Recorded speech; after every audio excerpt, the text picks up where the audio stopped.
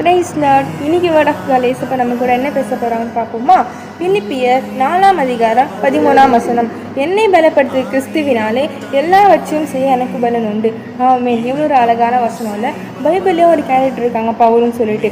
அவங்க ஏசப்பாவை பாரம்பரியமாக தான் தேடுவாங்களாம். ஆனால் ஒரு நாள் ஏசப்பா அவங்கள தொட்டு ஏசப்புக்காக ஒரு ஊழியம் செய்ய ஆரம்பிக்கும் போது பலவித பாடுகள், அவருக்கு பலவித பிரச்சனைகள் சுற்றி அவருக்கு ப்ராப்ளம் வந்துச்சு.